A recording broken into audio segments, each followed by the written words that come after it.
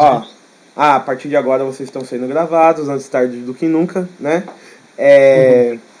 Deixa eu perguntar pra vocês, Giânia, só pra quem tá no YouTube e tá acompanhando agora, eu acabei de dizer que nós cristãos católicos não somos da religião do livro, né? Como o pessoal gosta de falar que os cristãos os católicos são uma religião da Bíblia. Nós somos a religião de Cristo. E Cristo, de Deus, né? isso, e Cristo, ele é Deus, Deus eterno, ele é a fonte da verdade e a Bíblia é a sua palavra. A Bíblia é aquilo que Deus quis revelar para nós. Ok? Então, a verdade, ela não é um conceito, ela não é um livro, a verdade é uma pessoa, nosso Senhor Jesus Cristo. Ele diz, eu sou o caminho, a verdade e a vida. E eu queria saber o que vocês acham da Bíblia, qual é o relacionamento que vocês têm com a Bíblia, no seu dia a dia, na sua vida. Faz quanto tempo que vocês não leem a Bíblia? Ou vocês leem sempre a Bíblia? Ou eu estou conhecendo agora o que é a Bíblia? Então fala um pouco qual é a visão, vamos aqui é o senso comum, é a opinião que vocês têm, é o que vocês já ouviram falar, é aquilo que vocês têm contato, é a vivência que vocês teve com a Bíblia. Que muitas vezes, muitas pessoas conhecem a Bíblia antes da igreja, né? Ou tem pessoas que conhecem a igreja antes da Bíblia, né? Vamos lá, Jânia. Eu vejo, eu pego na Bíblia quando eu estou angustiada, querendo uma resposta, eu peço a Deus que Ele me oriente. Aí eu vou lá, leio um pedacinho, tudo. Eu nunca li assim, a Bíblia por completo, sabe? De pegar a primeira até o final. Gostaria muito. Vamos lá, Matusael, como que é o seu relacionamento com essa Sagrada Escritura? Bom, eu também nunca li a Bíblia por completo, só trechos e curiosidades mesmo. E antes eu me aprofundava muito em querer conhecer o Antigo Testamento. Mas depois que eu comecei a participar mais da Igreja Católica, eu voltei e virei para o Novo Testamento, né? Mas a Bíblia quanto mais você aprofunda, mais a cabeça explode. Júlia. Oi, professor. Eu não tenho esse hábito, né, de ler tão regularmente, é algo que eu acho que eu gostaria de implementar esse ano. E eu também tenho muita curiosidade de pegar para ler desde o começo, assim. Ana Paula? Oi. Eu também nunca peguei a Bíblia para começar a ler do começo. Algumas vezes pego alguns trechos, né, para ler, e é difícil a gente começar a ler e terminar, né, por completo a Bíblia, que são muitas coisas para a gente saber. Mas eu tenho essa curiosidade de ler ela inteira. Magnólia, seja bem-vinda. Seu microfone está fechado, por favor, abra ele e comente um pouco conosco qual é a sua experiência com a Bíblia na sua vida.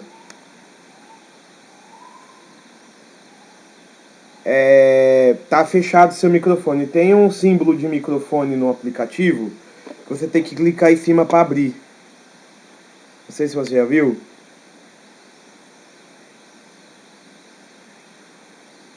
Que fica assim, Isso, agora abriu. Nós podemos te escutar. Então, eu já li ela umas 5 vezes durante minha vida inteira, eu tenho 60 anos. Como eu venho de outras igrejas, assim, então eu pesquisei muito. Só que em casa eu tenho 320 Bíblias, né? E eu percebi que a Bíblia Católica ela tem 7 livros a mais. Né? E esses 7 livros a mais eu estou pretendendo a ler ele, porque eu não li nas outras maneiras que eu tinha, né? Então, eu estou lá tentando deixar tudo do conhecimento errôneo que eu tive e estou me dedicando só ao texto e agora em deixar a mente livre para poder começar a ler a Bíblia verdadeira, né? Porque o meu caminhar de andar em diversos tipos de religiões, então eu descobri que cada um deles fizeram uma Bíblia para eles, da maneira deles interpretar. E agora eu estou tentando deixar que a Bíblia verdadeira possa falar comigo de uma maneira da verdade, né? Porque são muitas Bíblias, né? Uhum. Muitas, O que a são Magnólia diversas. está dizendo é uma coisa importante. A Bíblia é a Olha palavra só de aqui, ó. Deus. Tá vendo aqui, ó? Aham. Aqui tudo é Bíblia. Isso aqui, ó, são 300 Bíblias. Aqui eu separei agora, botei no meu altar, né? Aqui eu separei as católicas, que eu Aham. não sabia que existia essa diferença. Então aqui elas têm 7 livros a mais, o qual nos dá mais segurança de saber o que realmente não foi mexido, né? Uhum. Porque eu descobri que cada igreja tem a sua verdadeira Bíblia. Tem os Testemunhos de Jeová, tem a deles, a Batista tem a dele, a Presbiteriana tem a deles, a Assembleia, então, são 300, eu não vou nem mostrar para vocês. Isso, aí você Então, tem as traduções lá dos batistas, você tem as traduções dos Jeová, tem todos eles têm. tem os Todos eles arminianos, são os diferentes. calvinistas, os luteranos, tem o pessoal que muda a Exatamente. palavra, tem pessoal que coloca a palavra, né? Então, Então agora eu estou contente porque eu ganhei essa aqui, que tem 7 livros a mais, né? aham. Eu E tenho a linguagem tanto da João Ferreira de Almeida, como também eu tenho a corrigida, atualizada, ainda tem uma tal que diz que é a moderna, na linguagem de hoje, que eu acho muito feio. Mas eu estou com todas essas aqui e estou tentando tirar tudo aquele aprendizado ruim, né? é difícil, através né? do espírito e começar a entender as coisas real, tá bom? Muito bem. Manu, tudo Oi, bem, professor. Bom dia. Bom dia, Manu. Você pode falar como que é a sua experiência com a Bíblia? Aí você viu que cada um teve uma, né? Teve pessoas que estão conhecendo hoje. Imagina a graça de você conhecer hoje a palavra de Deus, né? Agora você tem pessoas que têm ali mais experiência, agora tem pessoas que ali tá aquele bate-volta, assim, né? Como que é você e a Sagrada Escritura? Sendo sincera, sem medo de ser julgada. Bom, antes eu lia bastante a Bíblia. Eu tinha a minha Bíblia no criado mudo. Ela sempre ficava aberta. Mas hoje em dia eu não costumo pegar tanto a Bíblia assim pra ler. Mas de manhã eu costumo rezar o Pai Nosso, a Ave Maria. Mas eu já tive mais contato com a Bíblia do que eu tenho hoje em dia. Isso. Então, pessoal, vai nos dizer o catecismo da Igreja Católica. Ah, esqueci de falar, Sônia. E você? E a Bíblia? Como é que é? Maia. Então, a Bíblia faz parte da vida cristã, né? Se a gente não acompanha a nossa vida cristã sem a Bíblia, a gente não está fazendo nada, porque a Bíblia é ela que nos guia, é ela que nos ensina, é ela que está páreo a páreo, Deus falando com a gente, né? Então, não dá para seguir sem a Bíblia, até por causa da missa dominical, que ali, só na missa dominical, são 3 leituras, né? Aliás, 4, são as 2 leituras, mais o Salmo e o Evangelho. Então, a gente começa a ter a intimidade com a palavra já desde a Santa Missa, né? E depois, não tem como você não ler, quem acompanha os meios, as redes sociais, eu acompanho a Canção Nova, então, todo dia está falando da Bíblia, Bíblia, não é impossível você não ler a Bíblia, não pegar na Bíblia, não manusear a Bíblia e não entendê-la. A gente não entende uma coisa, mas a gente tem uma outra parte que a gente pode entender. Nem tudo a gente consegue entender. Eu falava ontem no Crisma, né? Nem tudo a gente não entende, porque é um livro bem complexo também, a Bíblia, né? São vários ela tem outras nuances, a não ser o lado espiritual, ela tem as cartas, né? Ela tem a história, ela tem vários tipos de... ela tem, que nem eu coloquei, ó, genealogia, oráculo, poema, poesia, parábola. Então, nisso tudo Deus está falando com a gente.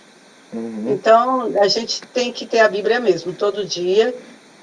Nem que a gente não tenha tempo acompanhar só o evangelho do dia, nem que não der de jeito nenhum para você pegar a Bíblia, você já é muito ocupado, você ouve a palavra, e é assim, a palavra vai abençoando a nossa vida. Então, pessoal, eu sempre começo essa aula, eu gosto de escutar vocês para ver qual é o que vocês já sabem, né? Que o professor ele sempre deve fazer esse diagnóstico para não chover no molhado, né? E eu vejo que o trabalho que tem que ser feito aqui é realmente de mostrar a visão católica da igreja. Você tem o caso da Magnólia, que ela já foi de outras religiões, ela tem uma experiência com a leitura da Bíblia em várias traduções, em vários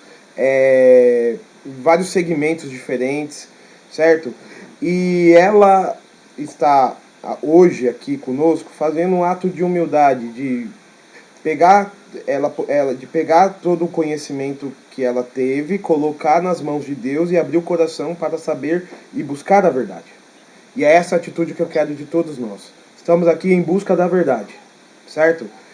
E a primeira verdade, eu gostaria que você anotasse no seu caderno, com essas palavras que eu vou falar.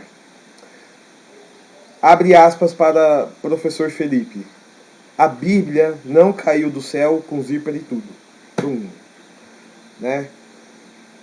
A Bíblia, ela não caiu do céu com todos os livros, com todos os autores, certo? A Bíblia, ela não caiu do céu com zíper tudo. A Bíblia, ela é escrita por homens, mas homens inspirados por Deus.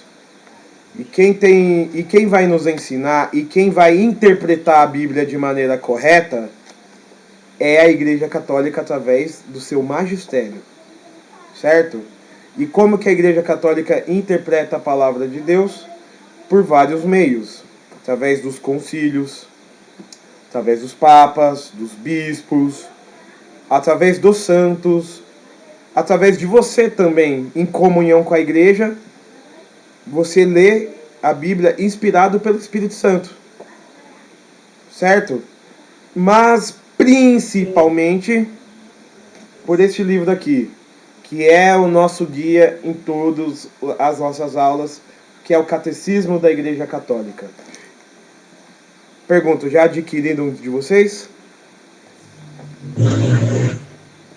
Então já passei o link lá no grupo. É R$30, dependendo do lugar, 40. Se você quiser uma edição de luxo, você paga uma de 100, entendeu? Letra grande, letra pequena. Mas não tenho. Tem um site na internet chamado catecismo.net, que tem o catecismo inteiro, né? Que dá para você pegar no seu celular e não precisa pagar. Mas o catecismo ele é acessível a todos nós. E o que o catecismo vai dizer sobre a Sagrada Escritura? Olha, vai começar as reflexões do 101 dizendo que, primeiro, a Sagrada Escritura é a palavra de Deus. E a palavra de Deus é o próprio Jesus, é o próprio Cristo. Cristo é o verbo de Deus. Cristo é a palavra de Deus. Por isso que eu iniciei a aula hoje falando que que a palavra de Deus, ela não é primariamente um livro, mas ela é uma pessoa, nosso Senhor Jesus Cristo. E para nos ajudar, certo? Deus, para ajudar a humanidade, aqui eu estou fazendo um resuminho para não ler tudo, né? Porque nosso tempo é pouco. Do número 102, do número 103 e do número 104 do Catecismo. Então eu estou fazendo uma reflexão do 101 ao 104 do Catecismo. Deus, para ajudar o ser humano, vai inspirar os chamados hagiógrafos. H-I-O-G-I-O-G-R-I-F-O-F,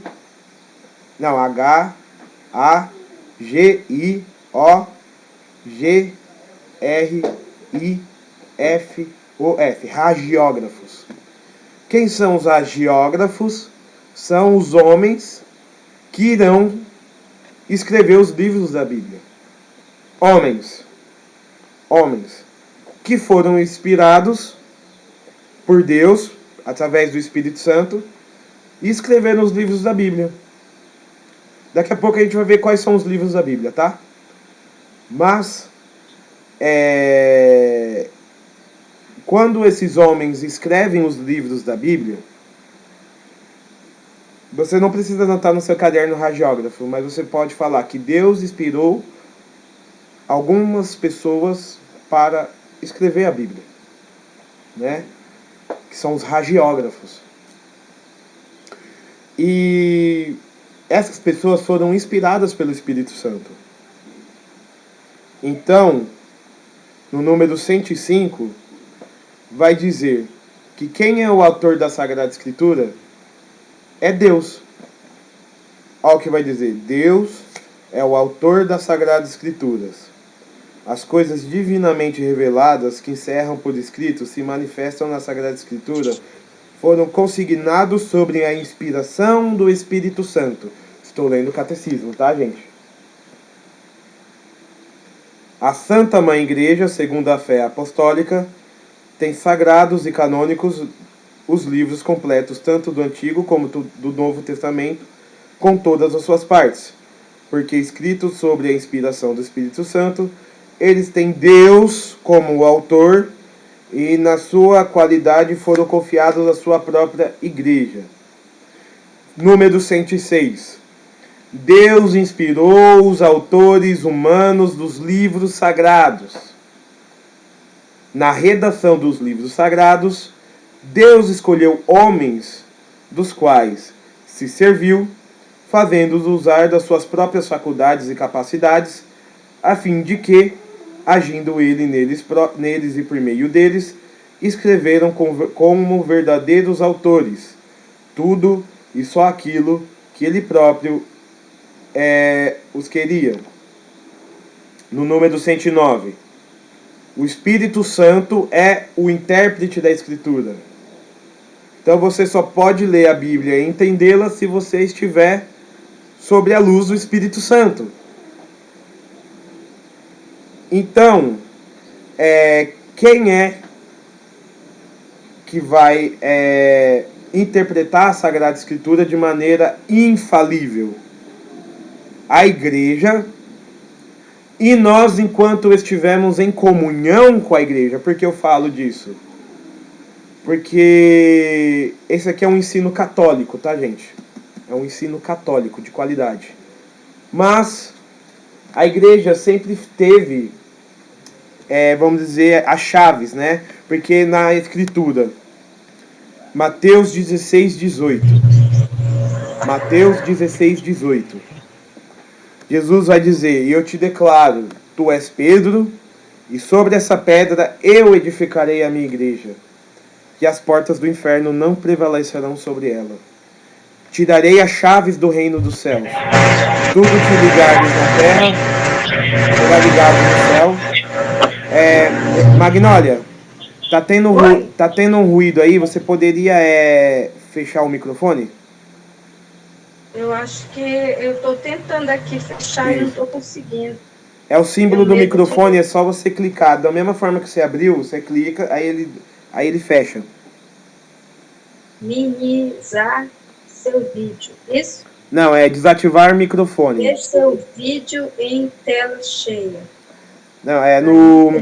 Você está vendo os símbolos aí do microfone? Tô vendo. Isso, clica nele. Isso, fechou. Aí quando você quiser falar, é só você clicar para abrir, aí você fala, tá? Então vamos lá. Então, quando Cristo ele confia as chaves do reino dos céus a São Pedro, que foi o primeiro Papa, ele está confiando que os mistérios do céu estão sobre a interpretação dos apóstolos. E os apóstolos, em comunhão, formam a igreja. Então, a igreja que tem a chave para interpretar a Sagrada Escritura, eu notaria isso. A igreja que tem a chave para interpretar corretamente a Sagrada Escritura. E a Sagrada Escritura, ela não foi escrita de uma vez, não é que o pessoal lá sentou, não, vamos agora escrever a palavra de Deus, vamos escrever a Bíblia, vamos lá, versículo 1, faça-se a luz.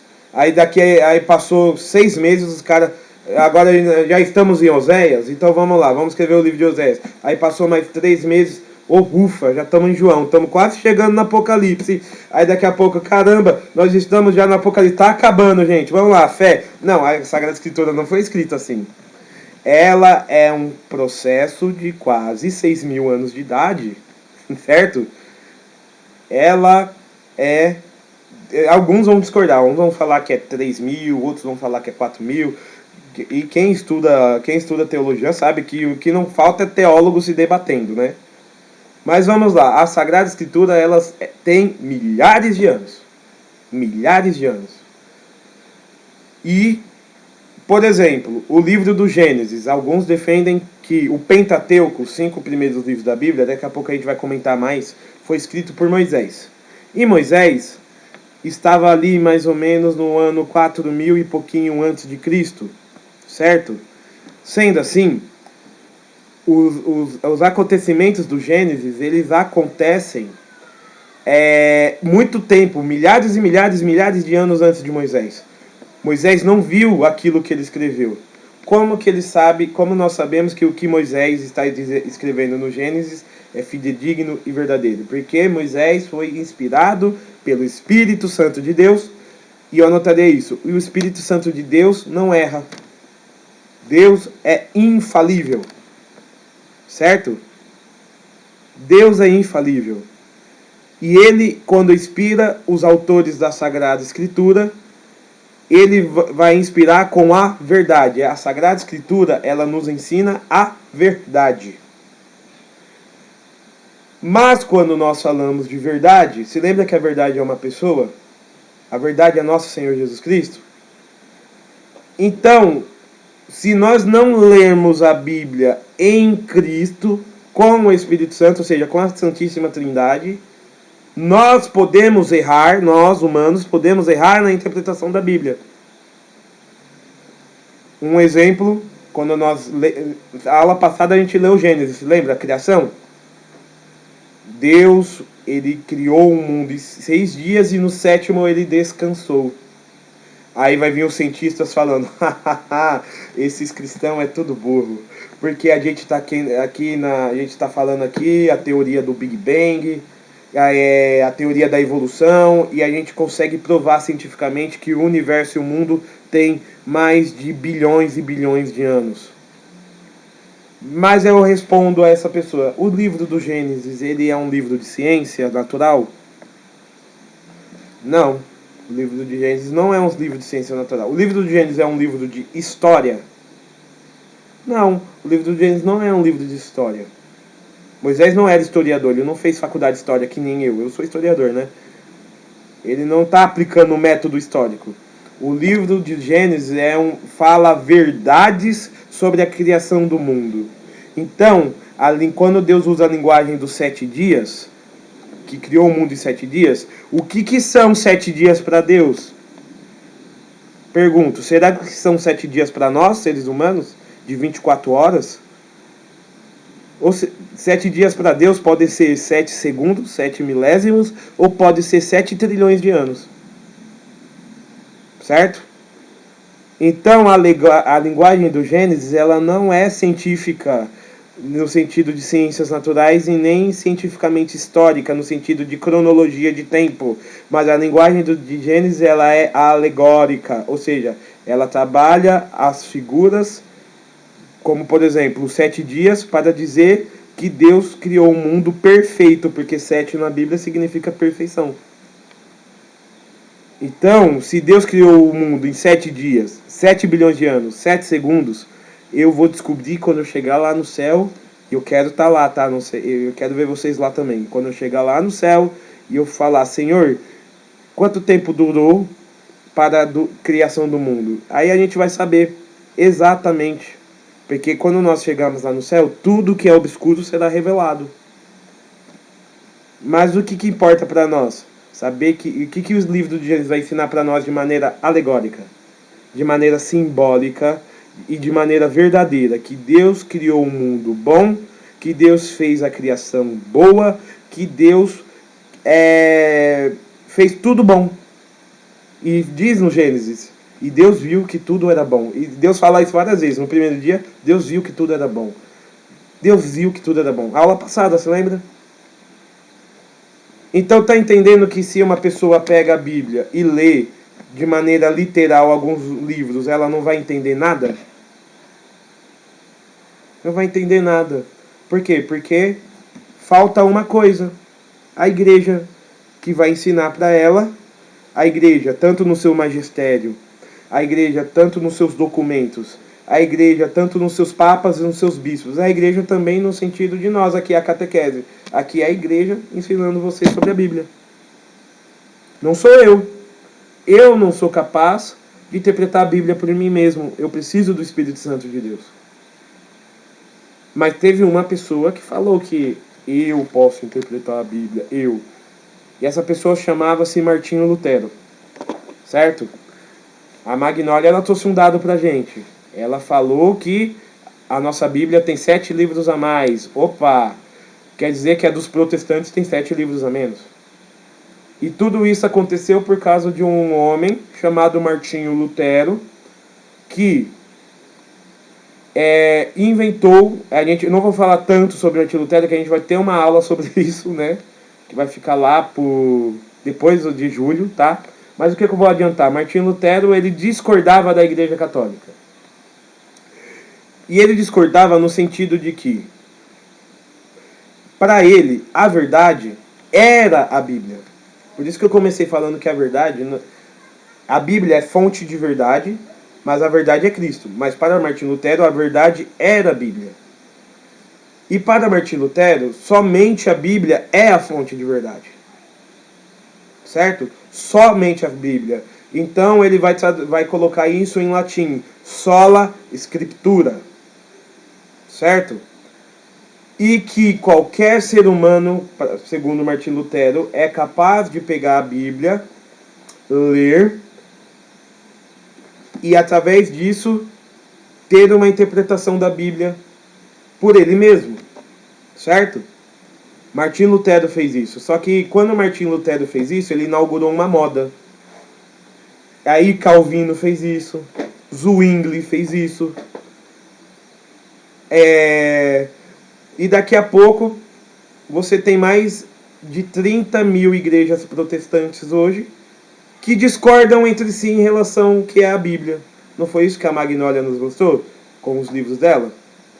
Ou seja, quando Martinho Lutero, ali no século XVI, quebra com a unidade da igreja, você tem todo mundo interpretando a Bíblia como quer, certo? Fazendo o que quer, na hora que quer.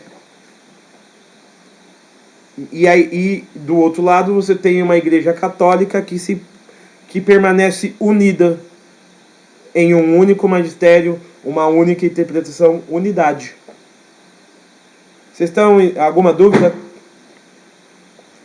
Ou seja, a Igreja Católica, ela interpreta a Bíblia de maneira correta, justamente porque ela respeita a Sagrada Escritura e, principalmente, ela respeita o autor da Sagrada Escritura, que é nosso Senhor Jesus Cristo. E nosso Senhor Jesus Cristo delega para os apóstolos: eu vos darei as chaves do reino dos céus. Tudo que ligares na terra será ligado no céu. Martinho Lutero, ele chegou ao ponto, e para mim, na minha opinião, isso é audácia.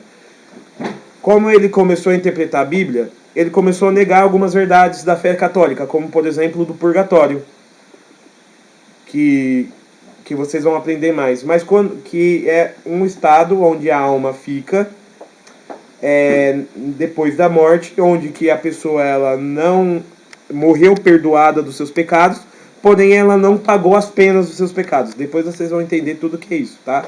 Quando a gente vai ter aula sobre isso. E nisso a pessoa teria que ficar em um tempo purgando, até que a alma dela fosse libertada de toda a pena e ela pudesse entrar no céu. Isso é uma doutrina da Igreja Católica. E Lutero negou essa doutrina.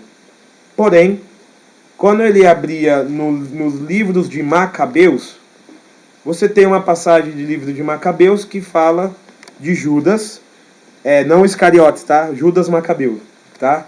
Que ele intercede por soldados judeus que morreram em batalha. Se ele intercede pelos mortos, ele está querendo dizer que os mortos eles não estão condenados, porque se a pessoa está condenada ao inferno, não precisa rezar, porque ela já está condenada. Se ela está salva no céu, não precisa rezar, porque ela já está no céu. Poxa, se reza pelos mortos, quer dizer que os judeus já criam que talvez existisse uma coisa intermediária entre céu e inferno, que a gente chama de purgatório. Olha só, Lutero entrou em contradição, e como ele não podia mudar a Bíblia, ele preferiu tirar o livro de Macabeus da Bíblia.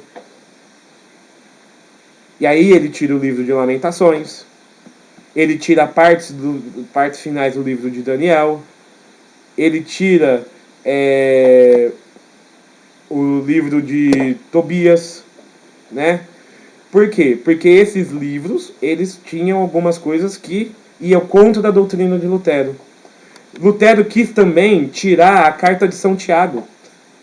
Ele não conseguiu, né? Porque era do Novo Testamento. Tirar um livro do Novo Testamento talvez iria ser muito escândalo. Mas a carta de São Tiago vai dizer que a fé sem obras é morta. E Lutero tinha uma doutrina que você só precisava da fé e não precisava das obras. Que somente a fé em Cristo te salvaria. E você não precisaria fazer caridade, não precisaria fazer penitência, não precisaria fazer jejum.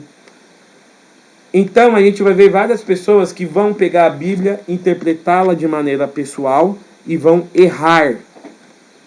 E é isso que eu quero vaciná-los hoje. A Bíblia ela tem mais de 6.000 anos de idade, o Antigo Testamento. O Novo Testamento tem a mesma idade que a Igreja, uns 2.000 anos. E a Igreja interpreta a Sagrada Escritura há mais de 2.000 anos. Vamos fazer um exercício de humildade. Quem sou eu, quem é você, para interpretar algo que é tão complexo? E olha que a Bíblia aqui que nós temos está traduzida em português. E quando você tem uma tradução, o tradutor tem que ser muito sério, porque qualquer palavra errada ele pode mudar o sentido da coisa. Aí pega uma pessoa que lê a Bíblia somente em português e acha que está tendo uma revelação divina. Quem é você, irmão? Quem sou eu? Quem somos nós? Vamos deixar para quem sabe. Até um padre da igreja, se for pegar para ler a Bíblia ele por ele mesmo, ele não vai interpretar corretamente. Agora, se ele interpreta em comunhão com a tradição da igreja, em comunhão com o magistério, não vai errar. Não vai errar. Então, Felipe, quer dizer que eu não posso ler a Bíblia? Claro que você pode ler a Bíblia, você deve ler a Bíblia, mas com humildade. Poxa, eu não entendi essa passagem. Abre o catecismo. Pesquisa o que os santos católicos diziam sobre essa passagem. Vai aparecer lá várias coisas. Ou seja, vamos aprender com quem sabe. Vamos aprender com quem acerta. Para a gente não cair no erro. Certo? Então, alguma dúvida até aqui? Então, eu vou abrir aqui. Eu vou comentar com vocês algumas partes desse livro Sagrada Escritura. E o professor Felipe Aquino, ele vai nos explicar algumas coisas sobre os sentidos da Bíblia. A Bíblia, ela tem, primeiro, coloca aí, a Bíblia faz a analogia da fé. Analogia da fé. E eu vou ler o que ele explica sobre isso. A Bíblia é um livro de verdades religiosas reveladas por Deus. Cada texto está, de certa forma, relacionado com toda a Bíblia e com a fé da igreja. Não podemos tirar um texto ou um versículo que seja deste contexto, sem que possa haver erro de interpretação. Aqui entra a fundamental importância da tradição e do magistério da igreja. É a igreja que deve ter a palavra final a fim de evitar o perigoso subjetivismo pessoal. O eu acho, né? Ou seja, a analogia da fé. A Bíblia, ela se conecta. Ou seja, vocês já viram, por exemplo, quando Isaías 43 vai falar: eis o meu servo, homem das dores, que leva sobre si o pecado da humanidade. Isaías, Antigo Testamento. E você olha Jesus Cristo, lá no Evangelho, qualquer Evangelho ali que fala da crucificação de Cristo se entregando por nós. Como não vê o homem das dores em Isaías, 400 anos antes de Cristo, com Cristo crucificado? Ou ainda Isaías, quando ele diz: eis que uma virgem conceberá e darás à luz um filho. Como não vê isso com a Virgem Maria, que vai conceber e dar a Virgem que vai conceber e dar a luz a Jesus Cristo? Ou seja, a Bíblia, ela é um livro que, mesmo isso que prova que ela é feita por Deus e pelo Espírito Santo, mesmo ela sendo feita por pessoas de tempos diferentes, épocas diferentes, ela vai profetizando. O Antigo Testamento vai profetizando o Novo, e o Novo vai confirmando o Antigo. Isso não é bonito? E essas pessoas não se conheciam, mas elas escreveram em comunhão, porque a comunhão não estava em elas se conhecerem, estava no autor da Escritura, que é Deus, que é o Espírito Santo. Bonito, né? Eu acho isso tão bonito. Então, para não ter confusão, certo? Porque existe muita confusão, né, gente? Para não ter confusão, a igreja que dá a palavra final.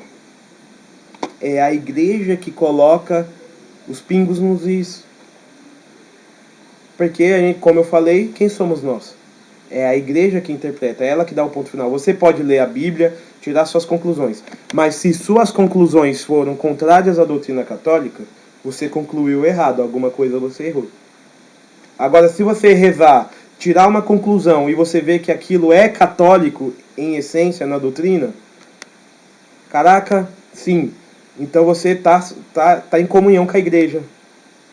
E é tão bonito quando a gente está lá lendo a Bíblia e a gente vê que os santos, a igreja fala aquilo que a gente falou, mesmo se a gente não pesquisar, quer dizer que nós estamos com o Espírito em comunhão. Certo, Felipe, gente? Pode falar. qual é o versículo mesmo que me escapou? É Isaías 43? Não, eu citei de cabeça. Posso estar errado, tá? Acho que da Virgem é Isaías 43 e do servo sofredor é Isaías 60 e alguma coisa. Mas eu posso estar errado nos dois, tá, gente? É que eu peguei de cabeça aqui, tá? Mas Isaías disse isso, confia. Eu vou pesquisar e te falo, tá? Confia na igreja, não no professor, tá? Mas confia. Gente, a Bíblia também, ela tem o sentido da história. Eu colocaria 1, analogia da fé, 2, sentido da história. Como assim o sentido da história? Vai dizer Felipe Aquino. Deus é o Senhor da história dos homens e da sua santa vontade. E sua santa vontade se realiza por meio das vicissitudes humanas. O avançar da história também nos ajuda a compreender a Sagrada Escritura. Jesus mandou observar os sinais do tempo. Alguns livros da Bíblia, eles são históricos. Alguns não. Gênesis não é histórico. Ele é de verdades religiosas. Agora, por exemplo, os evangelhos. Os evangelhos são históricos. Tudo aquilo que está escrito no evangelho aconteceu historicamente. Como historiador, eu dou minha chancela. Agora, eu quero que vocês entendam eu como historiador. Entenda que isso aconteceu de verdade. Aconteceu de verdade. Por exemplo, nos evangelhos você tem datas. Você tem o Israel sob domínio do Império Romano. E lá diz quem era o governador da época que Jesus estava lá, Pôncio Pilatos. Outros registros fora da Bíblia apontam e confirmam que Pôncio Pilatos estava na Israel naquele tempo, naquele espaço, naquele período. Historiadores não católicos como Flávio Joséfo, que era um historiador judeu, dá testemunho da existência de Jesus Cristo, que viveu sob o domínio de Pôncio Pilatos. Ou seja, os fatos escritos no Evangelho são verossimilhantes, se confirmam com o tempo histórico. Então, sim, Jesus não é uma ilusão, nem uma lenda. Jesus existiu no tempo e no espaço. E a ressurreição de Jesus, inclusive, é um fato histórico atestado por milhares de testemunhas. Certo? Então, o livro do Evangelho não é em linguagem simbólica nem alegórica. Ali é histórico, literal, apesar de que existe nestes livros algumas interpretações e frutos espirituais, como por exemplo as parábolas. Quando Jesus Cristo conta as parábolas, ele está contando uma história simbólica, certo? Mas é literal e histórico que Jesus Cristo, no tempo e no espaço, disse aquela palavra. Ensinou aquelas histórias, as histórias do reino, né? Ou seja, Jesus Cristo, ele de fato existiu. Por que eu digo isso? Porque tem cientista doido, maluco da cabeça, que está tentando provar que Jesus Cristo nunca existiu, que foi uma invenção do Império Romano. E o pessoal inventa cada coisa. Mas essas teorias, esses historiadores, esses testemunhos impedem dessa tese chegar a uma conclusão, porque é uma tese absurda. Né? Gente, 3.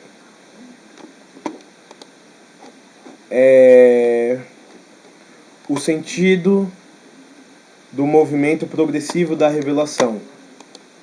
Vou repetir, o sentido do movimento progressivo da revelação. Nossa, o que é isso, Felipe? Difícil, né?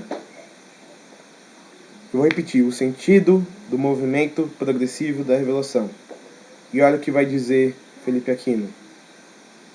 É importante notar que Deus, na sua paciência, diferente da nossa, que Deus é paciente, né? A gente não. Foi se revelando lentamente durante 14 séculos. E continuou a se revelar por mais 20 séculos pelos caminhos de sua igreja, através da sagrada tradição, transmissão oral não escrita, que para nós católicos tem o mesmo valor das Sagradas Escrituras. Então vamos lá. Deus, ele revela um pouquinho de si no Gênesis, depois mais um pouquinho de si no Deuteronômio, depois Deus revela mais um pouquinho de si nos Números, depois no Êxodo, aí Deus revela mais uma parte sua nos Juízes, depois Deus ele vai revelar mais alguns atributos seus nos profetas, Isaías, Jeremias. Aí em Cristo Deus vai se revelar em plenitude. E após e Deus ele vai se revelando aos poucos para nós. E também Deus, e aqui é uma coisa que católicos e evangélicos vão discordar e vão fazer aqui uma bifurcação, vai cada um para um lado, né? Porque para nós não temos somente a Sagrada Escritura como fonte de verdade. A verdade é Cristo. E Cristo se revela pela Sagrada Escritura, pela tradição, que pensa o seguinte: o pessoal, vamos lá, os discípulos, após Jesus subir aos céus, deixar a sua igreja, os primeiros cristãos não tinham o Novo Testamento. Sabe por quê? Porque eles eram o Novo Testamento, eles estavam vivendo o Novo Testamento, eles estavam escrevendo aquilo ali. Durante 4 séculos, a igreja não tinha o cânon bíblico definido. Você tinha várias listas, você tinha listas com 30 livros bíblicos, você tinha listas com 60 livros bíblicos, você tinha listas com 400 livros bíblicos, você tinha gente que queria colocar livro apócrifo na Bíblia, você tinha gente que queria tirar livro da Bíblia, e a igreja estava sempre em concílios. Você tem o concílio de Hipona, concílio de Nicéia. Esses concílios, a igreja debateu para dizer quais eram os livros bíblicos e quais não eram. Por isso que eu disse que a Bíblia não caiu do céu com zíper e tudo, e foi a igreja, através dos seus concílios, que definiu quais eram os 73 livros bíblicos. Foi a igreja. E como que as pessoas viviam durante esses anos, durante essas décadas, durante esses séculos, sem ter um cânon bíblico? Vivendo daquilo do que os apóstolos diziam, a tradição apostólica, que foi passado boca a boca. Então, nós cremos não só na Bíblia, a gente crê na fé dos apóstolos. Por isso que nós somos igreja católica apostólica. Romana, porque Pedro morreu em Roma. Mas a nossa igreja católica e apostólica, porque nós cremos naquilo que os apóstolos creram. Nós não vimos Jesus, os apóstolos viram. E tudo que aquilo que Jesus passou para eles, eles foram transmitindo para as gerações futuras. E nós cremos nessa transmissão, que é a tradição da igreja. E para nós católicos, a tradição da igreja oral falada tem o mesmo valor daquilo que foi escrito na Escritura. Porque pensa, sem a tradição não haveria um Novo Testamento. Sabe por que os cristãos começaram a escrever o Novo Testamento? Por causa da perseguição do Império Romano. Eles precisavam deixar registrados. Mas eles registraram muita coisa. Coisas boas e ruins. E a igreja decidiu o que era bíblico e o que não era. Ou seja, é a autoridade da igreja que fecha um cânon da Bíblia. Então nós cremos na Bíblia, na tradição, e nós cremos nas Sagradas Escrituras. Nenhum é maior que o outro. Os três juntos é a verdade. Os três juntos falam o que nosso Senhor Jesus Cristo quis dizer. Por isso que os protestantes erram. Porque eles leem a Bíblia sem a igreja. E eles cometem vários erros, vários absurdos. Abrem igreja, um pastor discorda do outro, abre outra igreja. Um pastor discorda com o outro, vai abrindo outra igreja. Eles não têm unidade. E a unidade ela só é possível através da igreja e da tradição que iluminam o texto bíblico para nós. Pessoal, a nossa sala ela vai fechar em 3 minutos. Para a Magnólia que está chegando hoje, nós iremos agora sair dessa sala e eu vou criar uma nova sala, tá? E eu vou jogar lá no grupo, tá? E eu vou criar essa nova sala para a gente ter mais 1 hora de encontro. Mãe, como tá só... Você tem 2 minutos para falar. Tá fechado o microfone. É para falar que eu encontrei, é Isaías 53. Ah, eu sabia 43. que tinha 3. E eu estava aqui lembrando dos concílios, eu falava isso ontem também, lá no nosso grupo presencial, dos concílios, né, que foram feitos para que a igreja chegasse à conclusão de formar a Bíblia toda, porque a Bíblia, como você disse, era colocada em pedaços, né? em livros separados. E a igreja foi quem juntou esses livros todos, né? E também eu coloquei para eles que existiam como se fosse freis, né? Que só ficavam escrevendo a Bíblia o tempo todo, para deixar o manuscrito, escreviam à mão. Então, mãe, divulgar a Bíblia era difícil, né? Você não tinha impressora, então era na mão, ó. Vai lá escrevendo na mão. Imagina você escrever a Bíblia toda na mão.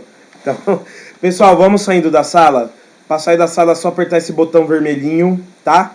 E eu vou criar uma nova sala, tá? Até daqui a pouco.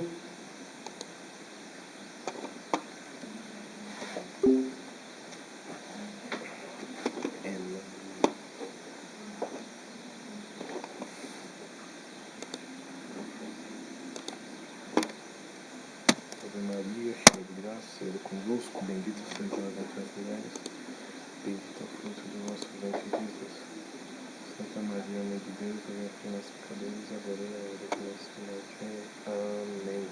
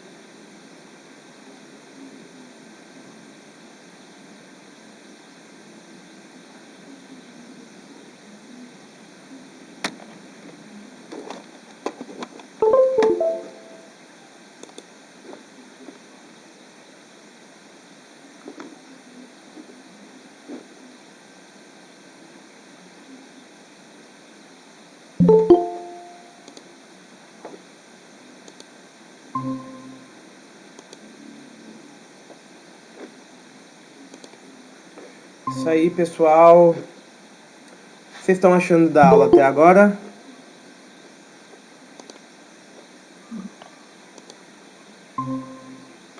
Estamos voltando com mais 1 hora.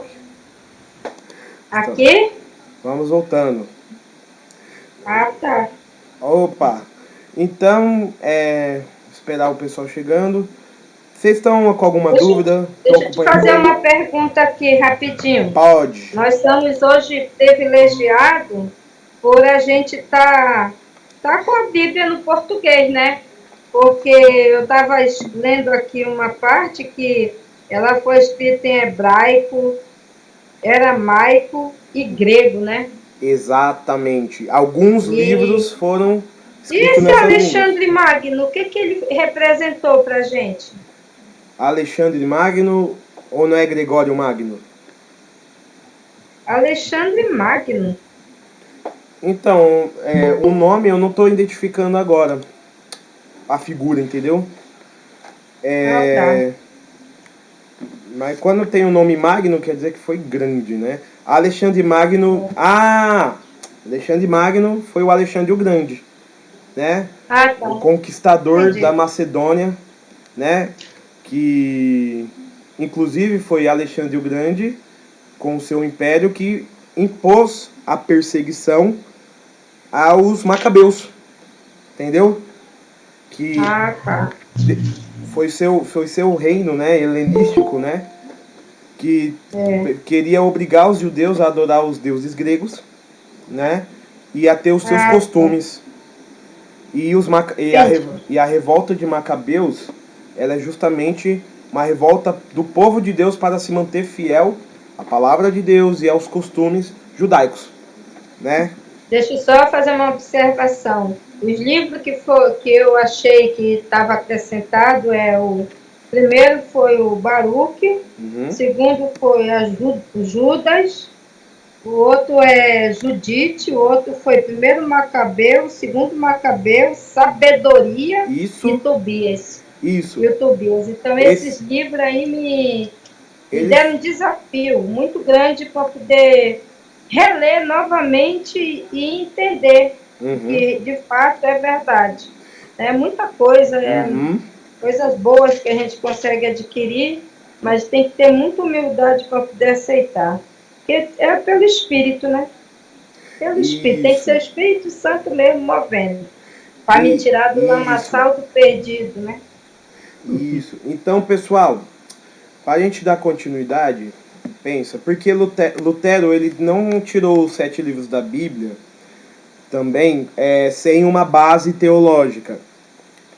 Vamos dizer assim, quando ele foi tirar os 7 livros da Bíblia, ele foi seguir o cânon dos judeus um século após a morte de Cristo. Ele falava, porque os judeus eles rejeitaram esses livros que a Magnólia acabou de citar, porque eles foram escritos fora do território de Israel. Fora do território de Israel. Ou seja, por exemplo, muitos deles foram escritos no exílio da Babilônia, muitos deles foram escritos por judeus fora do território de Israel. E Lutero falou assim, eu vou seguir o Antigo Testamento de quem criou o Antigo Testamento, que é os judeus. Só que os judeus não aceitam o Novo Testamento. Então por que você vai seguir a autoridade das pessoas que não aceitam a Bíblia por inteiro? E outra, a igreja determinou antes dos judeus que os livros da Bíblia eram 72. E a igreja já no primeiro século já tinha a concepção que 27 livros os livros do Novo Testamento. Então por que você vai aceitar a autoridade dos judeus para o Antigo Testamento e rejeitar a igreja que determinou que os livros do Novo Testamento é 27? Então por que os protestantes têm os 27 e não questionam, mas questionam os 43 do Antigo Testamento? Tipo, não tem sentido. Os 42, né? 43, 42. Não tem sentido. Ou seja, é seletivo.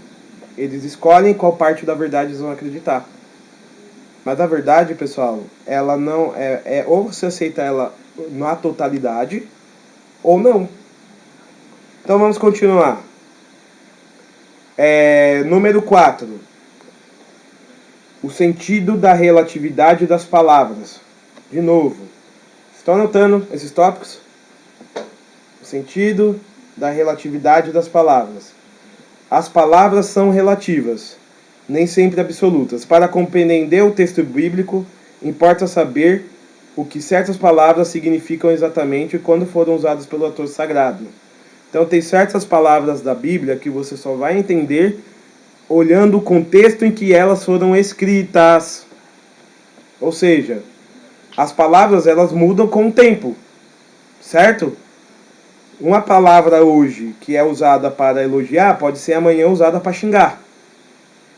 Aí você vai ler o texto da Bíblia, caramba, o cara tá xingando. Não, às vezes você tem que entender a palavra no contexto. É por isso que as Bíblias muitas vezes é cheia de rodapé, de nota, né? Que os atores colocam lá para quê? Para que a gente não confunda o sentido das palavras, e também porque as palavras às vezes são mal traduzidas ou tão bem traduzidas que a gente não consegue ler. Ou seja, a gente precisa de ajuda para ler a Bíblia, certo? E essa ajuda, ela vai vir do Espírito Santo, sim, mas também da igreja, né? Teve um caso de um pastor que o problema dele foi nem com uma palavra que é mal interpretada, foi com falta de português claro mesmo. Ele estava pegando a mulher dos seus fiéis e os maridos deixando, né? Porque ele pegou a Bíblia, numa passagem que eu não vou me recordar qual, e estava escrito assim, vai e adultera, né? Aí falou, então eu tenho que adulterar. Deus está mandando. Ele foi lá e começou a adulterar. Aí veio o professor de português, tava vai, vírgula, e a adúltera com acento, ou seja, era uma passagem de Oséias, que Oséias tem ali, né, é um relacionamento com a prostituta, né, mas tirou de sentido. Ou seja, ele está falando da mulher adúltera, não para ele ir adulterar. Ou seja, o cara não sabia ler, entendeu? E era pastor, e interpretou a Bíblia dessa forma, e estava pegando as mulheres de todo mundo. E o pessoal, não, é o pastor. Então vocês estão entendendo como que é sério ler a Sagrada Escritura e interpretar as palavras corretamente, conforme o contexto correto? E a gente vai para o número 5. Aqui o nome do capítulo é... Deixa eu colocar aqui a minha cara bem grande para vocês. Aqui no capítulo que a gente está lendo é o sentido da Escritura, né? E o número 5 vai dizer assim, bom senso e senso crítico. Bom senso e senso crítico. Se a pessoa está lendo a Bíblia mal intencionada, ela vai encontrar a maldade dela no texto. Não porque o texto é mau, é porque a pessoa está com a intenção má. Quem procura acha, né? Então, se você for uma pessoa que quer matar alguém e abre lá o livro de Reis, vai ver Davi passando a espada em todo mundo, você vai lá, opa, se Davi pode, eu posso também, né? Mas não vê o contexto da guerra, não vê o contexto, né, das batalhas, que na guerra você tem batalha, tem sangue, tem morte, né? Ah, eu quero ter mais de uma esposa. Olha lá, o rei Salomão tem várias. Opa, cadê o contexto? O rei Salomão tinha várias esposas porque era uma permissão extraordinária dada aos reis, monarcas. E você é o rei? Você é o monarca? Quem é você? Você é o cara que trabalha ali Você pega ônibus para ir trabalhar, você vai ter várias mulheres, você não tem dinheiro para sustentar uma, filho. Né? O pessoal quer... Se quem procura mal intencionado na Bíblia acha, não acha? Então, é por isso que a gente tem que ter bom senso, senso crítico. Também, lendo, também é recomendado a nossa inteligência, o equilíbrio diante dos fatos. É bom saber perguntar diante de certas interpretações. Isto tem fundamento no texto original? Ou será apenas o ponto de vista de alguém em desacordo com o autor sagrado? A Constituição Dogmática do Concílio Vaticano II, ou seja, o magistério da Igreja, sobre a revelação divina do Verbo, recomenda 3 pontos para ler a palavra de Deus. 1. Conteúdo e unidade da Sagrada Escritura inteira. Quer dizer, não interpretar uma parte da Sagrada Escritura fora do seu contexto integral. Muitas vezes, um versículo só será bem entendido quando lido juntamente com os outros. Então você pega lá, vai e adultera, né? Vai, aí você lê tudo, você está vendo que Oséias está se casando com uma prostituta para dar dignidade, porque Deus está querendo dizer que Deus se casa com Israel, mesmo com Israel traindo a Deus com os ídolos pagãos. Vocês estão entendendo? Tem um contexto geral. O cara lê um versículo isolado e faz tudo aquilo que fez. Vocês estão entendendo? Então a gente tem que ler a Bíblia não só no versículo isolado, ler a passagem toda, ver, nossa, esse livro foi escrito em que contexto? Certo? Não precisa ser um especialista em história, nem um teólogo, mas somente seja honesto, seja um bom crítico. Se eu não entendi, não fala o que você não entende. Procura quem sabe. É assim que funcionavam os primeiros cristãos. Estava na dúvida e eles iam até os apóstolos, e os apóstolos iluminavam eles. Tá na dúvida? Vá até o seu padre, seu catequista. Eu tenho um WhatsApp, sabia? Se eu puder te ajudar, eu te ajudo. Certo? Se eu não puder te ajudar, eu vou achar alguém para me ajudar a te ajudar. A gente tem que ser humilde. Não podemos, principalmente, não podemos brincar com a palavra de Deus. Não podemos brincar com a palavra de Deus. Ela é séria. Então a gente tem que ver no contexto. Tradição viva da igreja. Observar como a tradição da igreja interpretou a parte que está sobre estudo, especialmente pesar as palavras dos papas, dos santos papas e da igreja e seus doutores. Eu vou dar um exemplo disso, pessoal. Só segura aí, eu já volto, eu vou pegar um livro para que vocês vejam do que eu estou querendo dizer. Só um minuto. Mãe, enquanto isso, vai fazendo algumas considerações. Sônia, você tá aí? Tá, um minutinho, já chego.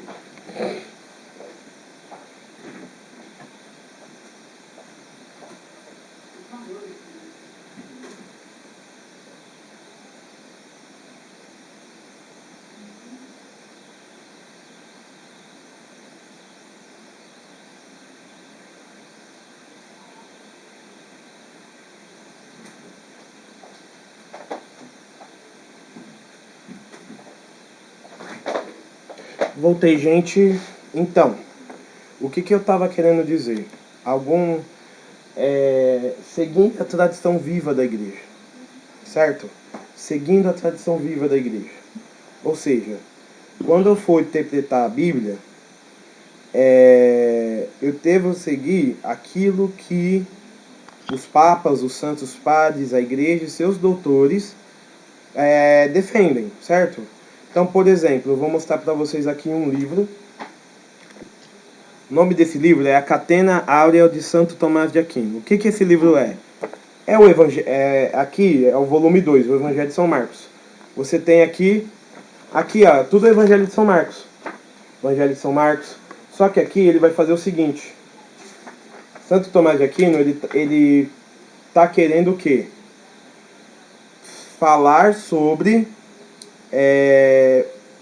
o Evangelho, mas ele não está querendo, por exemplo, dar a opinião dele. Ele vai buscar quem? Quem sabe? Ou ele vai buscar quem? Quem veio antes dele. Ele vai buscar a tradição da igreja.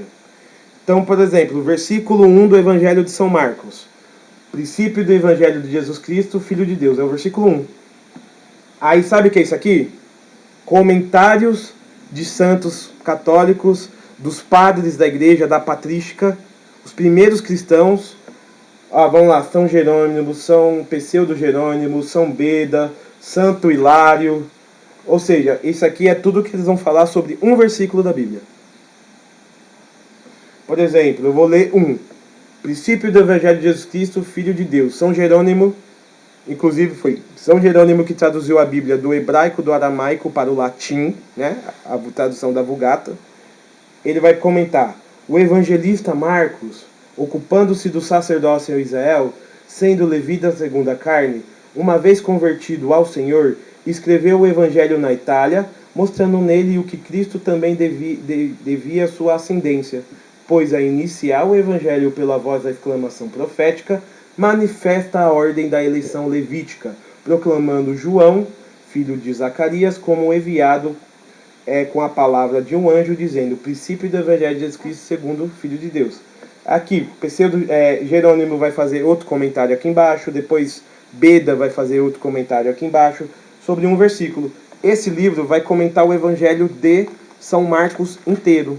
Eu estou lendo ele, né? Inclusive, eu estou lendo ele, eu estou na metade, né? Só do Evangelho de São Marcos. Então, quando eu estou lendo o Evangelho de São Marcos, eu não vou buscar uma interpretação minha, eu vou nos padres da igreja, nos primeiros cristãos, eu vou no Santo Tomás de Aquino, ele vai comentando o Evangelho, versículo a versículo, com os que vieram antes dele. Você está entendendo que isso aqui é sabedoria? É sabedoria? Ele não está fazendo como Lutero, eu vou interpretar a Escritura, eu comigo mesmo, e vou ignorar toda a tradição que veio antes de mim.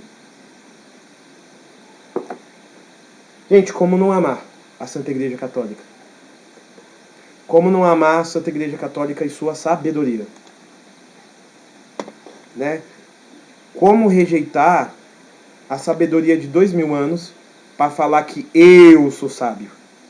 Para falar que eu tenho a sabedoria? Quem quiser, a Catena Áurea inteira, os 4 volumes, é caro, tá? É uns 200, 300 reais, mas você vai ler o Evangelho junto com a igreja, junto com a tradição da igreja, comentando versículo a versículo. Certo? Mas se eu não tiver dinheiro, Felipe, você pode ter uma leitura bíblica pessoal e você pode anotar no caderno, mas você tem que ver se aquilo que você pensa é aquilo que a igreja pensa. Eu não sei dizer, eu não conheço a doutrina da igreja. Que bom, você está fazendo catequese. Você está aprendendo. Você não tem que saber tudo hoje. A gente tem que ter paciência como Deus. Deus não se revelou aos pouquinhos durante os séculos. Por que a gente tem que ter pressa em aprender tudo agora? Paciência. Deus, ele vai entender a sua boa intenção de querer aprender. E vocês estão aprendendo. Assim como a Magnólia, depois de tanto tempo em outras igrejas, está abrindo o coração de novo. Coisa bonita. Eu acho isso tão bonito. Ó. Então, vamos agora, para encerrar nossa aula de hoje, só dar um passado. A Bíblia, o sentido literal e espiritual da Bíblia, isso aqui é importante, né? A Bíblia, ela pode ter livros com sentido literal, aquilo que está escrito é o que é. Sentido espiritual, ou seja, a gente pode tirar frutos espirituais, como por exemplo, eu estava vendo o Evangelho da multiplicação dos pães, certo? E o Evangelho da multiplicação dos pães, Jesus multiplica 5 pães e 4 peixes. Mãe, o Arthur tá falando alto. 5 pães e 4 peixes ele transforma em alimento para 5.000 pessoas. Isso aconteceu de maneira literal, aconteceu de verdade. Mas a gente pode tirar sentidos espirituais como que Cristo transforma o pouco em muito na nossa vida. Como que Cristo pode pegar os nossos 5 pães e os nossos 4 peixes, ou seja, tudo que nós temos, e multiplicar muito mais. É um sentido espiritual daquilo que eu estou lendo. E isso é rezar. Quando você for pegar a Bíblia, você pode pegar a Bíblia como um historiador, vamos ler os fatos históricos. Ou você pode pegar a Bíblia como alguém que quer pegar algo daquilo ali para a sua vida. E é o sentido espiritual. E nós podemos fazer isso. Certo? Tem uma multiplicação dos pães que Jesus multiplica os 7 pães. Certo? E quando Jesus multiplica os 7 pães e alimenta todas as pessoas, a gente pode concluir, talvez fazer uma interpretação espiritual, que Jesus usa dos 7 sacramentos da igreja para alimentar toda a humanidade. 7 sacramentos, 7 pães, e assim ele alimenta toda a humanidade. É um sentido espiritual da leitura. Isso não é bonito? Isso é muito lindo. Sentido alegórico. Gente, é o sentido do Gênesis. Que você não tem ali uma coisa literal, feita no tempo e no espaço. Mas você tem símbolos que dizem verdades. Ok? Também tem um sentido moral. Sagrada Escritura tem um sentido moral. Que é o quê? A Bíblia, ela vai nos ensinar o que é o certo, o que é o errado, o que agrada a Deus e o que não agrada. Ou seja, sendo literal ou não, sendo alegórico ou não, se aconteceu daquele jeito no tempo e no espaço ou não, aquilo ali está nos ensinando uma verdade. Como, por exemplo, Eva, quando ela vai comer do fruto proibido, ela desobedece a Deus. Isso é um sentido moral. A desobediência a Deus causa a morte, causa o pecado, causa o que é de ruim. Vocês estão entendendo? E tem o sentido anagógico, que é o mais complicadinho, né? Podemos ver realidades e acontecimentos na sua significação eterna, conduzindo-nos para a nossa pátria. Assim, a igreja na terra é sinal de Jerusalém celeste. Então, quando a gente lê a Bíblia e a gente vê realidades que são eternas no texto bíblico, mas elas estão de maneira figurada. Então, por exemplo, quando você olha a igreja na Bíblia, Jerusalém, você vê a Jerusalém celeste, né? Quando você olha Jesus na Eucaristia ali, Jesus fala, isso é meu corpo, isso é meu sangue, quem não comer do meu corpo, quem não beber do meu sangue não terá vida eterna, está dizendo uma verdade eterna, está dizendo não só algo que é moral, de certo ou errado, mas está dizendo algo que é para a vida eterna, né? E Pedro disse, aonde iremos, Senhor, se só tu tens palavras de vida eterna, né? A letra ensina o que aconteceu, a alegoria, o que deves crer, a moral, o que deves fazer, a anagogia, para onde deves caminhar. A leitura anagógica da Bíblia, ela é o caminho que nós devemos seguir a partir daquele texto que tem como finalidade o céu. Para que você lê a Bíblia? É para ter dinheiro? Para que você lê a Bíblia? É para você parecer mais inteligente na frente dos outros? Para que você lê a Bíblia? Não é para a salvação da sua alma? Ora, poxa. Se você lê a Bíblia e não for para salvar a sua alma, pode ler à vontade. Você não está tirando fruto nenhum disso. Certo? A Bíblia para a nossa salvação. É um instrumento que Deus dá para a nossa salvação, irmão, irmã amada de Deus. Não é para deixar aberta na estante no Salmo 90. Tem casa que eu vou que o Salmo 90 está até amarelo, porque fica ali parado. A Bíblia não é um amuleto. A Bíblia é a palavra de Deus e você deve ler. Porque é para a salvação da sua alma, meu abençoado. E da minha também. Certo? E para encerrar a aula de hoje, vamos ver aqui o cânon da Bíblia, né? Eu vou abrir aqui na página 64.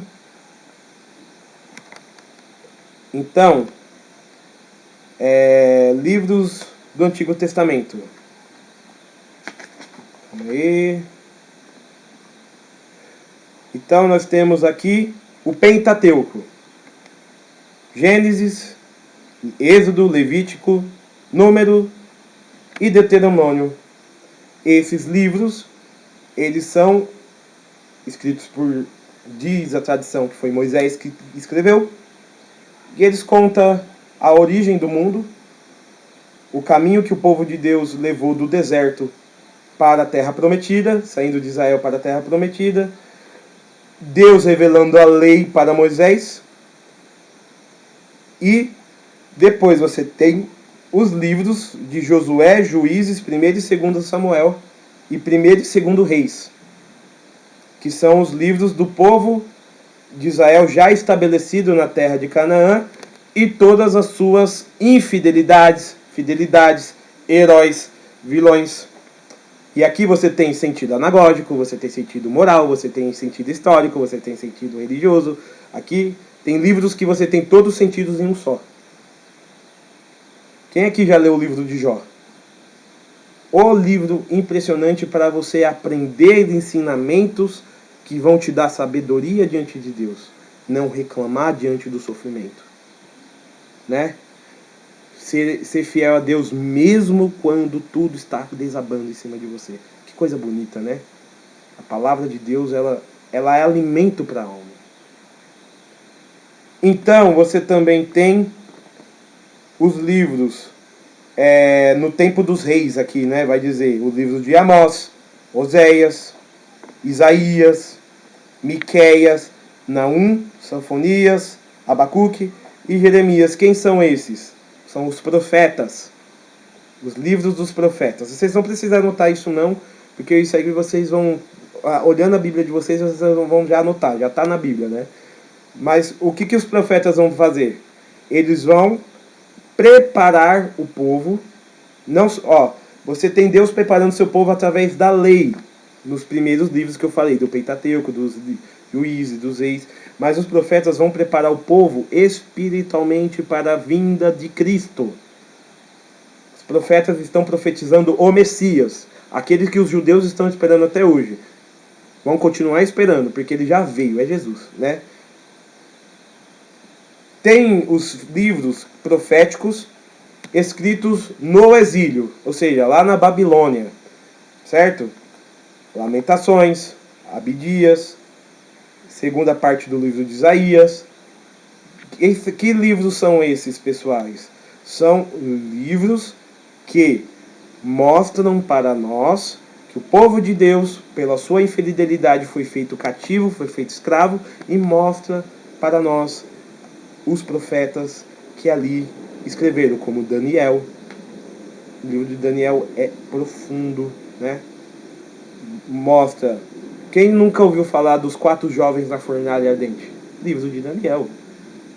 Tem um livro que é profético, cheio de símbolos, que é Ezequiel, certo? Tem os livros que foram feitos após o exílio da Babilônia: Crônica, Esdras, Neemias, Eclesiastes, Cântico dos Cânticos, Provérbio, Ageu, Zacarias, Malaquias, Joel, Jonas, Ruth, Tobias, Judite, Esther e Jós. E você tem a época dos Macabeus, Sabedoria, Baruque, 1º e 2º Macabeus, também Daniel. Você vê que o livro de Daniel, ele foi escrito em várias épocas diferentes, né? O livro de Daniel, ele é escrito não só em um período. Ou seja, Daniel escreveu parte do livro de Daniel, e depois você tem uma escola que escreve o restante do livro. Jeremias, ele não escreveu todo o livro de Jeremias, mas você teve os discípulos de Jeremias que concluíram. Isso acontece bastante, né? Pode falar, mãe?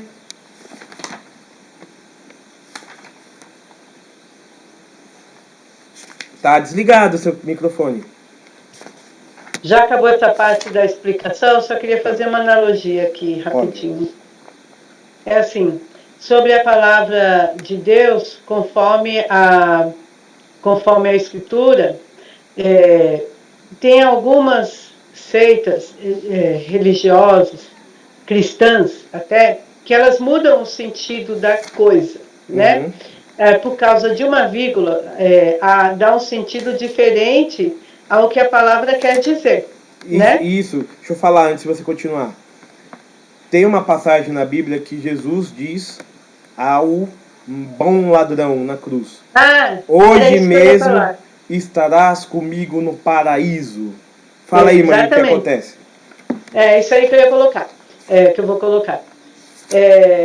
Jesus disse aqui, ó, Lucas 23, versículo 43. Ele diz ao bom ladrão: em verdade te digo, hoje estarás comigo no paraíso, né? Então Jesus está falando da salvação do bandido lá arrependido, né? Do ladrão arrependido, né? Mas no outro momento, em outra palavra, em outra tradução da palavra, né? Aí eles mudam a vírgula, então eles colocam assim: te digo hoje, vírgula, estarás comigo no paraíso. Então, para aí negar, traz a confusão. Isso é para negar que... Porque tem o pessoal que defende que após a morte a gente dorme, né? Mas como que a gente vai dormir se Cristo falou que o cara vai estar no paraíso ainda hoje, né? Ainda hoje. Então bota uma vírgula marota aqui: te digo hoje, vírgula, estarás comigo no paraíso. Aí pode ser qualquer dia, né? Pode ser quando Cristo voltar. Ou seja, Uma vírgula muda o sentido todo da palavra mesmo. Então a gente tem que se fiar e ler a Bíblia católica, gente. Por isso que tem que ler, por isso que tem que ler a Bíblia católica, porque uma vírgula na Bíblia evangélica muda todo o sentido, né, Marimari? E, gente, vamos lá agora para o Novo Testamento, os livros do Novo Testamento. Novo Testamento significa a plenitude da salvação. O Verbo de Deus se fez carne e habitou entre nós, certo? Cristo se faz presente. Então, bem rápido, porque a gente já estourou o tempo. Evangelho de Mateus, de Marcos, de Lucas e de João são os evangelhos que vão falar da vida de nosso Senhor Jesus Cristo. Paixão, morte e ressurreição. Certo? E depois você vai ter, após Cristo subir aos céus, aqui a gente vai ter as cartas apostólicas, que são a vida da igreja após a Cristo subiu ao céu. Então você tem o Ato dos Apóstolos, que vai dizer o seguinte: o Ato dos Apóstolos vai falar da vida dos apóstolos após a ascensão aos céus de Jesus, a vinda do Espírito Santo, a pregação de Pedro, da conversão de 3.000 pessoas. E os apóstolos sofrem, é perseguido. Paulo vai parar na cadeia, apanha que nem um cachorro, e ele não para, ele dá testemunho, e ele morre. E inclusive, a morte de Pedro e Paulo não está na Bíblia, mas todos os cristãos sabem que eles morreram em Roma. Pedro morreu crucificado de cabeça para baixo, e Paulo decapitado porque ele era cidadão romano. É histórico. E você vê que nem tudo que é verdade está na Bíblia. Então você não pode dizer que a Bíblia é a única fonte da verdade. Certo? Carta aos Gálatas, aqui são as cartas paulinas, cartas aos Coríntios, cartas romanos, que Paulo era um bispo, então ele ia criando igreja, e ele deixava bispos e padres para cuidar dessas igrejas, mas ele cuidava espiritualmente, ele mandava as cartas, né, para exortar, e quando ele via uma coisa assim, nossa, lá em Gálatas o pessoal está fazendo coisa errada, ele vai lá e mandava uma exortação, e essas exortações chegaram para nós, graças a Deus, porque Paulo, ele tem um sentido moral muito grande nas suas cartas, que nos ensina a doutrina verdadeira de Deus sobre o casamento, ensina a doutrina de Deus sobre a moralidade, ensina a doutrina de Deus sobre a fidelidade, a obediência aos superiores e tudo mais. Tem as epístolas do cativeiro, que Paulo escreveu quando estava na cadeia, né? E ele foi preso, e na cadeia ele não parou, né? Começou as cartas a Filemão, Filipenses, Colossenses, Efésios, né? Em Efésios que ele vai ensinar aquela oração maravilhosa, né? Da armadura de Deus, né? Ele escreve na cadeia: finalmente, irmãos, permanecei no Senhor pelo seu soberano poder, para que possais resistir às ciladas do inimigo. E imagina um cara na cadeia esperando para morrer, escrevendo isso. É muita fé. É muito lindo, né? As cartas aos Hebreus, né? As epístolas pastorais, cartas de Timóteo e Tito, cartas aos Hebreus, que não se sabe se é 100% de Paulo, se não é, não importa, é a palavra de Deus. Epístolas católicas, aqui a gente sai de Paulo, a carta de Tiago, o apóstolo de Cristo, Tiago, que Lutero queria tirar da Bíblia. As cartas de João, imagina, João é aquele que reclinava o seu peito, sua cabeça no peito de Jesus. Era João que lhe guardou Nossa Senhora consigo, após a morte de Jesus.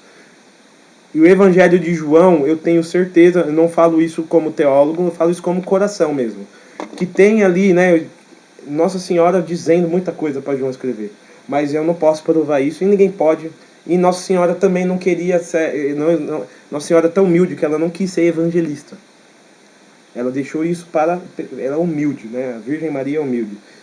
Aqui, as cartas do primeiro Papa, Pedro, exortando e guiando a igreja. As epístolas de Judas, não Judas Tadeu, não Judas o traidor, tá? Segunda carta de Pedro. E por fim o livro de Apocalipse, que é o livro mais alegórico, anagógico, simbólico que tem na Bíblia. O livro de Apocalipse é a síntese. Sem a igreja, lendo o livro de Apocalipse que muitas pessoas vão dizer que a igreja é a besta da Babilônia, a igreja é a prostituta do Apocalipse, né? Os protestantes, muitos, os mal intencionados, tem bons intencionados que não fazem isso, mas os mal intencionados fazem essa exegese. Gente, comprem os 3, tá? Não comprem um só não, mas as Escola da Fé, Professor Felipe Aquino, Sagrada Escritura. Aqui, para vocês que estão começando o estudo bíblico, aqui tem um resuminho de todos os livros da Bíblia. Você lê primeiro aqui e depois vai para o texto bíblico. Você vai ver como a leitura vai ser correta e reta. Ok? Então, eu vou aqui encerrar. Peraí. Eu vou aqui. Peraí. Eu vou aqui encerrar a gravação.